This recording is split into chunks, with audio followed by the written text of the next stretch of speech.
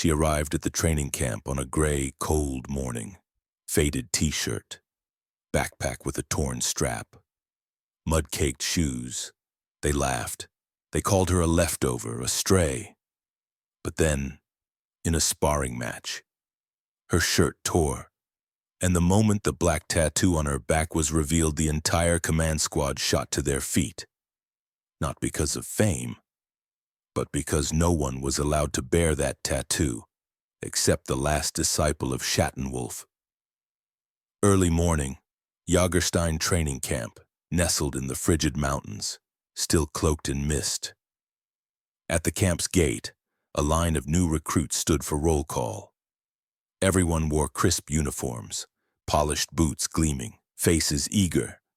An old, battered pickup truck rolled in.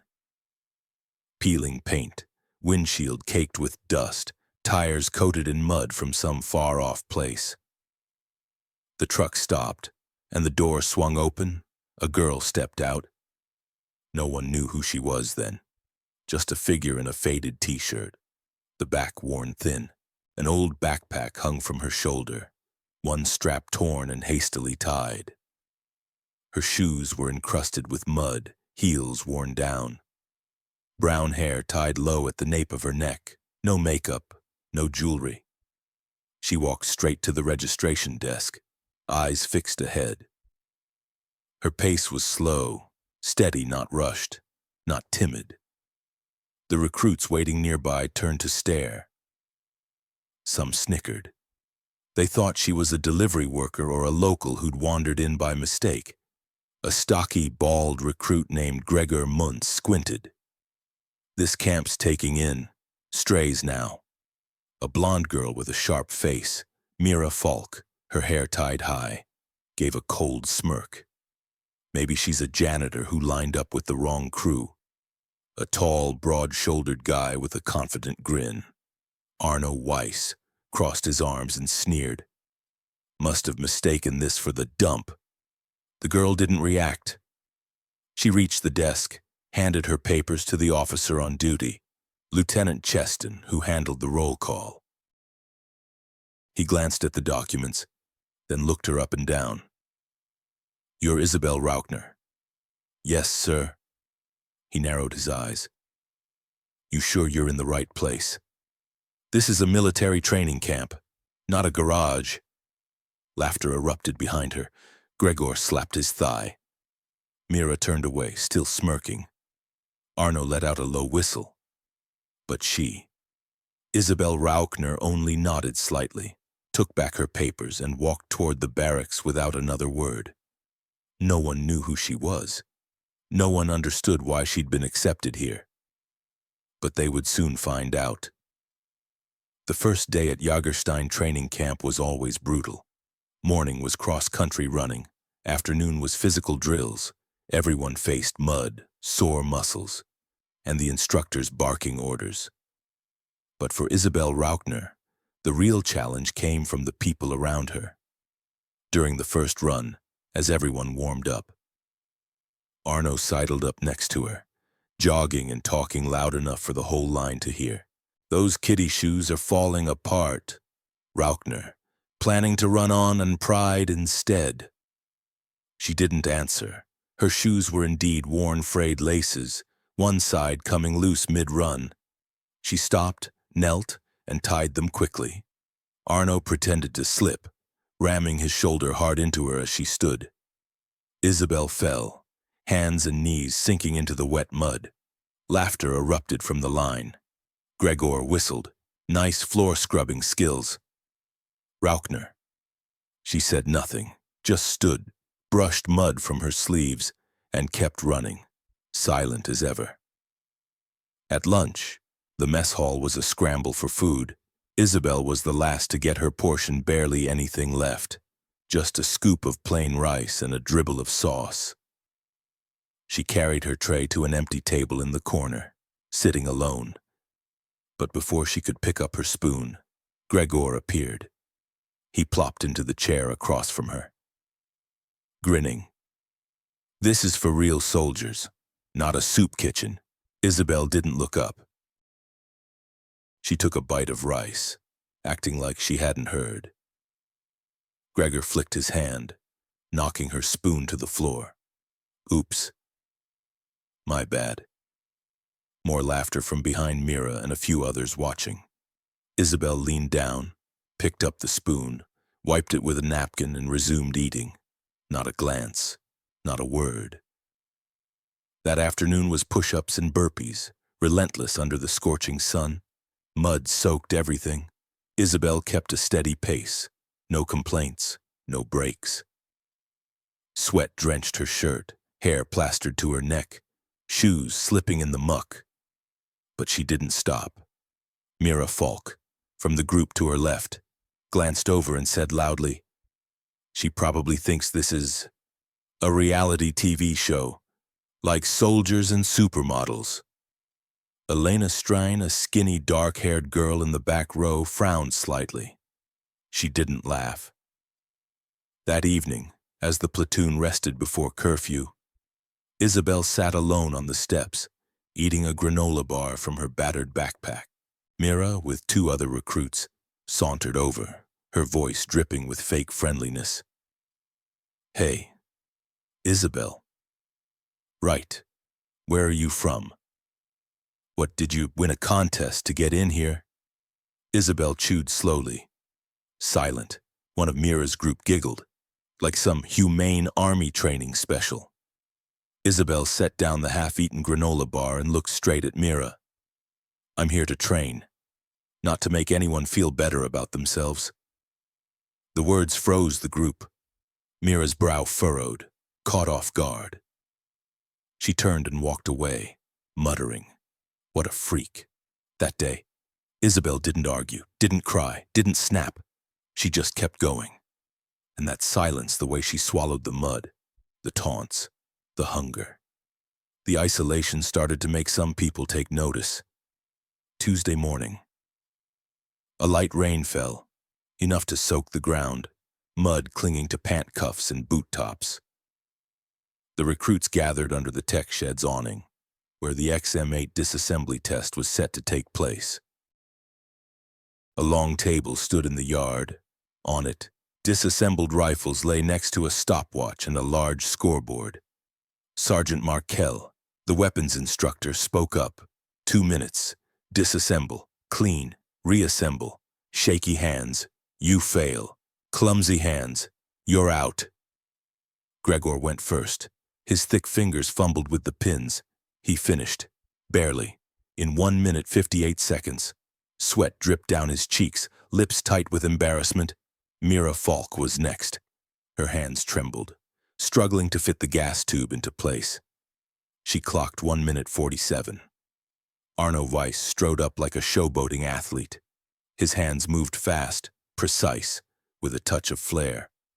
1 minute 42. Not bad. Markel nodded. Then it was Isabel's turn. She said nothing, just stepped forward, gave a slight nod, and began. Her hands moved like they'd done this 100 times. No wasted motion, no hesitation. Pin out, barrel detached. Parts laid in a neat, straight line, like soldiers at inspection.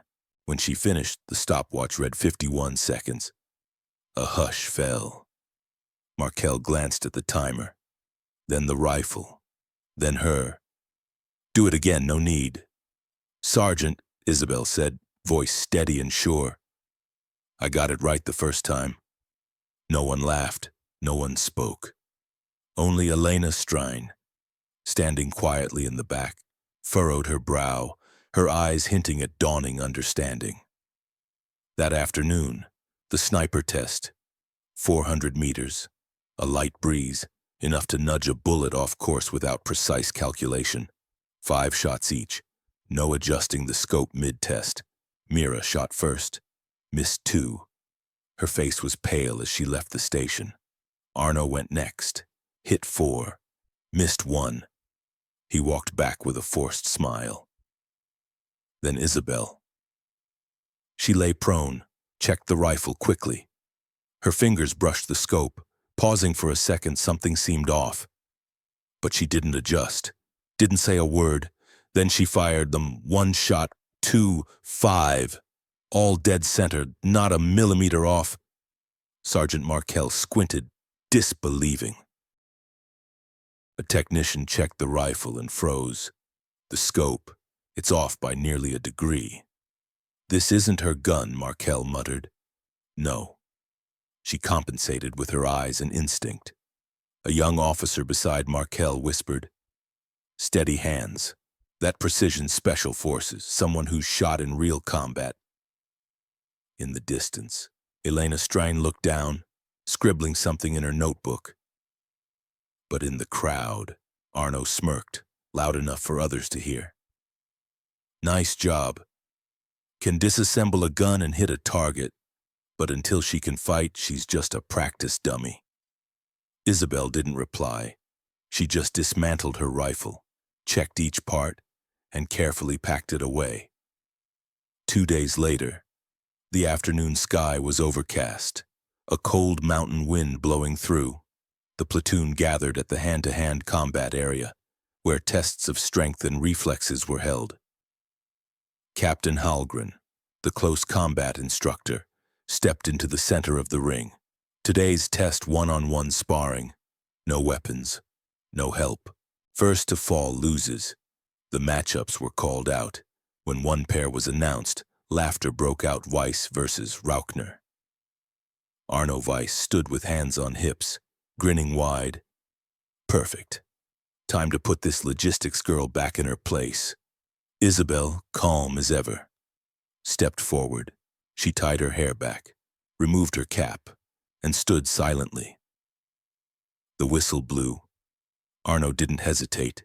He charged, grabbed Isabel's collar, and slammed her against the padded wall of the ring. A loud rip echoed. Her shirt tore open down the back. The crowd of recruits hooted, "Careful, don't ruin her shirt. She can't afford the laundry bill." Laughter swelled. Mira Falk smirked. Gregor doubled over, cackling. Then the laughter stopped. Someone saw something on Isabel's back, something none of them ever expected to see here. A black tattoo etched between her shoulder blades, a wolf's head, jaws open, broken fangs, hollow eyes. Around its neck, a dagger, its tip piercing a cracked NATO symbol. The ring fell silent from the administrative overlook. Colonel Franz Weiss, who'd been watching, strode quickly toward the ring. His face grave. He stopped, stared at the tattoo. His eyes widened, voice hoarse. "Who gave you the right to bear that mark?" Isabel turned, not covering the tattoo. Her voice was low, steady. "I didn't ask. It was passed to me. I am the last disciple of Schattenwolf." In that moment, everyone froze. Schattenwolf Shadow Wolf was the code name of a legendary special forces unit. They didn't exist on paper, had no official records, but whispers of their deeds echoed through generations of soldiers. It was a unit where only a select few were trained. Those who survived 6 years of grueling preparation earned the tattoo not as a badge, but as a lifelong oath. Colonel Franz Weiss caught his breath, then raised his hand in a formal military salute. "Rauchner." That mark, not just anyone can carry it. Mira Falk stood stunned, her hands trembling, stepping back. Arno Weiss, who'd just torn her shirt, went pale, releasing her like he'd touched molten steel. A young officer beside the colonel whispered, "No one bears that tattoo, except the last disciple of Shatten's commander. She's the final one, chosen by him." Isabel didn't bow, didn't smile. She pulled the torn fabric over the tattoo, turned, and walked off the training ground. No one stopped her. Her boots echoed evenly on the dirt. Each step sank like a marker into the minds of those who'd mocked her.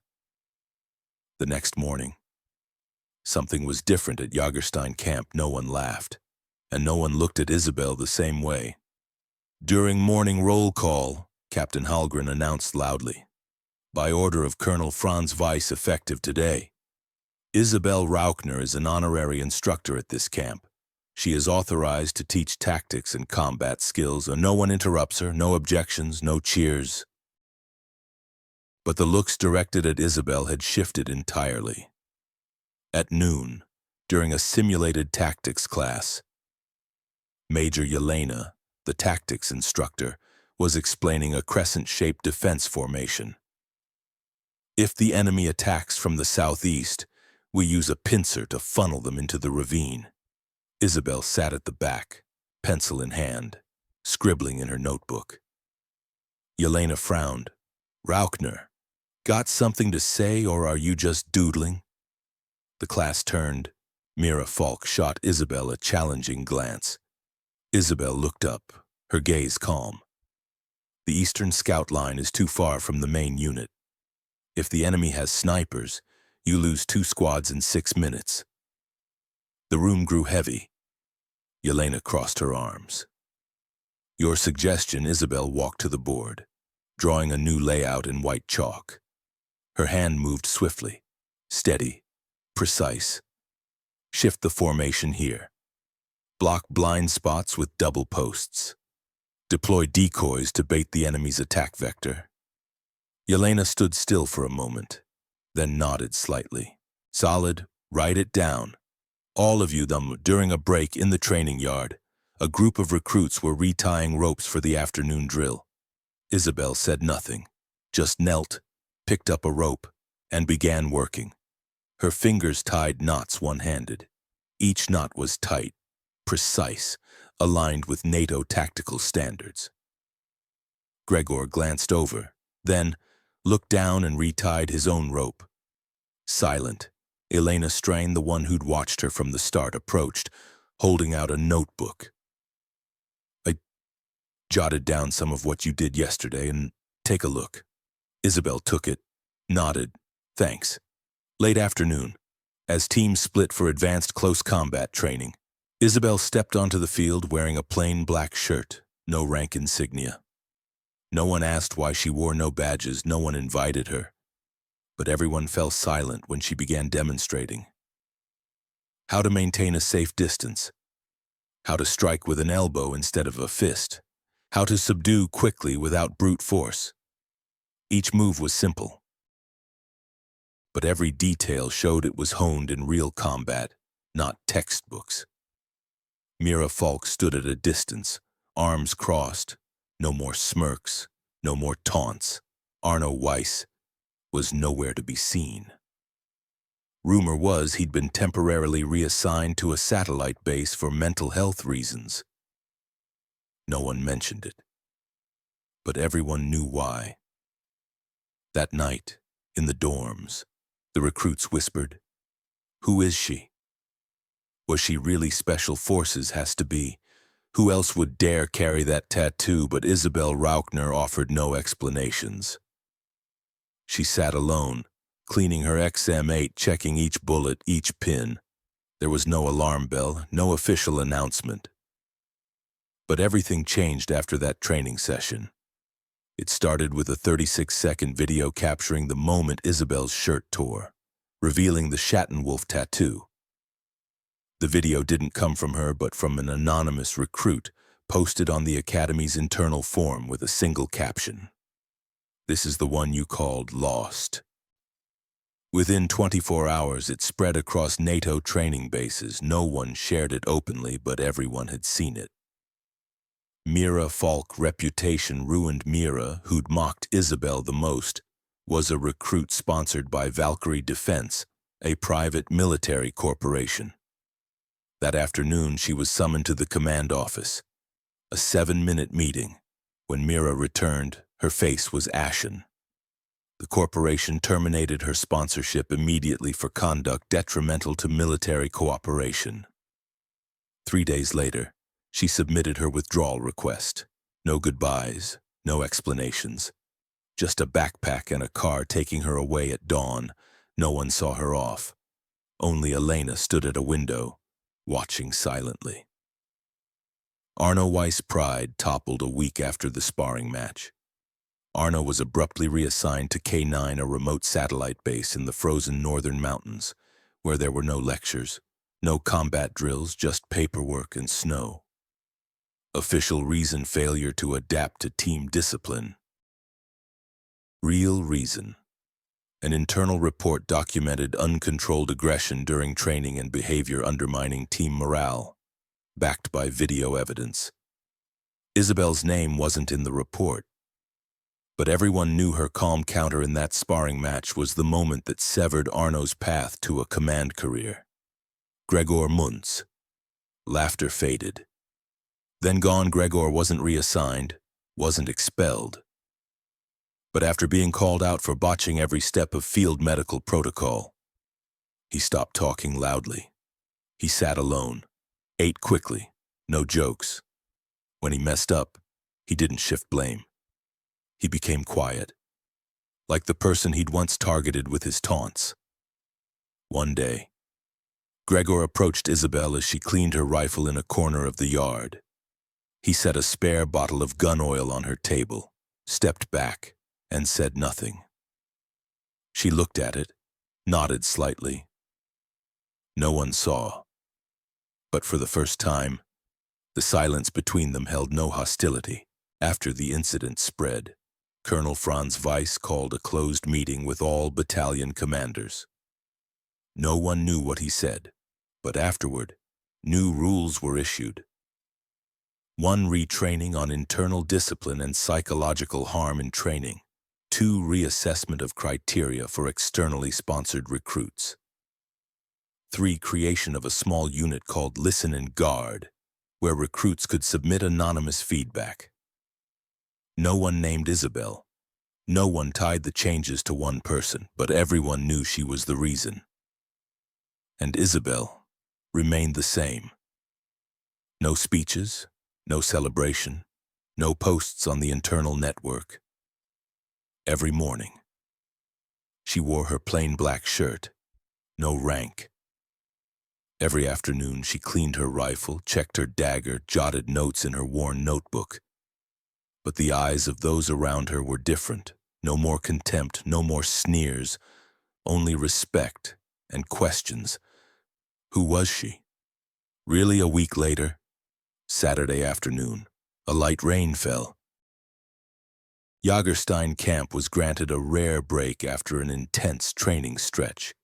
Isabel was cleaning her rifle under the wooden shed's awning, soft light blending with the scent of gun oil and damp earth. A young officer ran up, clipboard in hand, face pale. "Rauchner." "Someone is waiting for you at the main gate." "Who?" Isabel asked, not looking up. "No idea, but the guards and the duty lieutenant are standing at attention." Isabel holstered her rifle and stood, unhurried. She walked steadily along the path to the gate.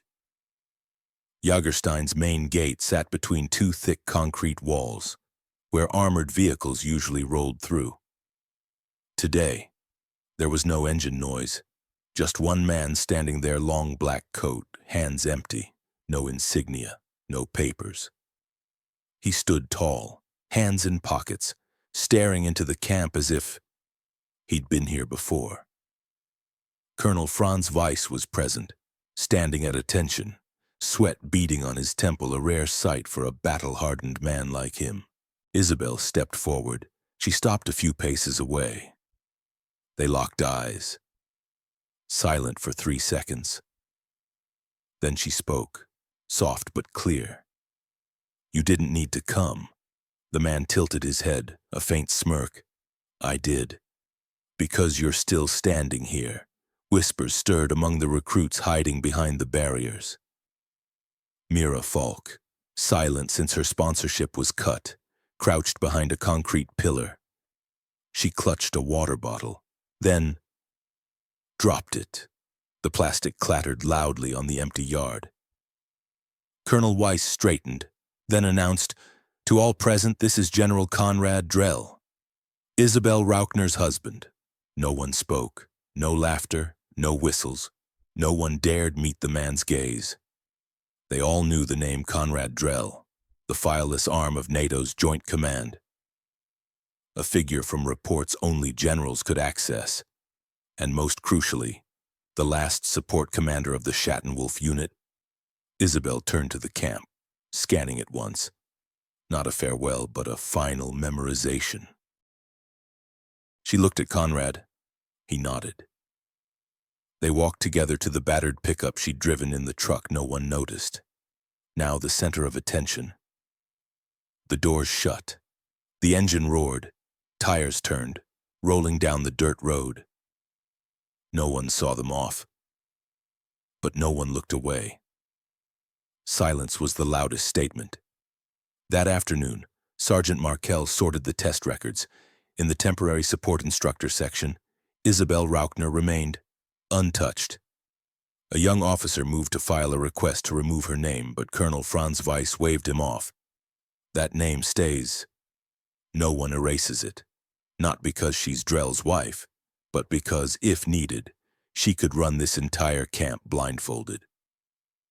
That evening, Elena Strain found an old photo under an empty bunk in the dorm. It showed a younger Isabel, standing beside a man in a black coat, his face blurred by sunlight. In the corner, handwritten, not a badge, a vow. Elena tucked the photo into her notebook. She didn't know why she kept it. Only that it mattered. After the pickup carrying Isabel Rauchner and General Conrad Drell turned away from Jagerstein's gate, the camp sank into a strange, lingering silence. No one spoke. No orders were given. Not a whistle or command sounded for the next 10 minutes. No farewells. No send-off ceremony. Just a void. Her name stayed in the ledger. The next morning, in the command office, a young officer reviewed the temporary instructors list. He asked quietly, "Her name. Should we remove it?" Colonel Franz Weiss didn't look up, answering curtly, "No." The officer opened his mouth to ask more, but Weiss slid a file toward him, voice deliberate. "Read this. It's the internal evaluation from Schattenwolf, written by their last training commander for his final disciple." The officer opened the file. Short, sharp lines filled the page. No praise, no embellishment. But each word cut deep, moves without sound, executes without repetition. Decides without confirmation, endures isolation, values discipline over fame. At the bottom, a circular stamp bore the hidden tiger emblem, a wolf's head clenching a dagger. The officer closed the file, hands still trembling. Mira Falk's fall. Mira Falk, after leaving the camp, tried desperately to restore her sponsorship. But the video of her mocking Isabel had spread across military and civilian forums.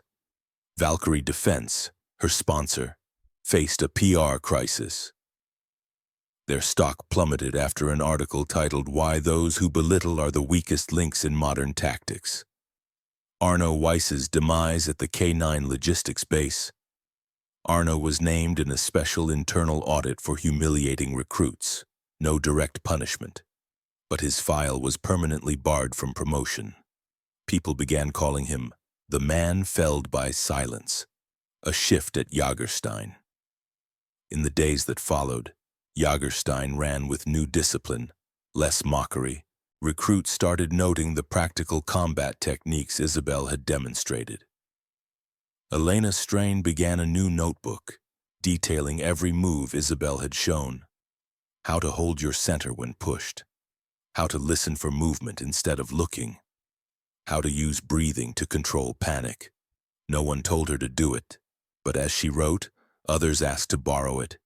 Then, the whole team studied, during a barracks inspection. Sam, the youngest recruit, found an old photo under Isabel's former bunk. Faded, creased. It showed a 17-year-old Isabel beside a man in a black coat, his face obscured by sunlight. Their stance, their sharp gazes, showed not father and daughter but teacher and disciple. On the back, in black ink, "Silence has weight." Sam didn't fully understand, but he tucked it in his pocket, asking no one. He knew something about this photo mattered. Isabel Rauchner vanished. No one knew where Isabel went after leaving. Some said she was appointed as a special tactics instructor at an unnamed location. Others believed she and General Drell ran a covert training program open only to those silent enough to be invited. No proof, no records. No one dared ask directly. Isabel Rauchner didn't seek to be an icon, but she became an undeniable truth. She stood for those mocked for their silence, pushed aside for not boasting, who entered the camp in a worn shirt and old shoes, and left a shadow no one could replace. You don't need to shout to be heard. Just stand firm. Time will speak for you. Some enter this world without applause. They don't chase spotlights. They just do what's right. Right and enough. Isabel Rauchner was one of them. And maybe you are too.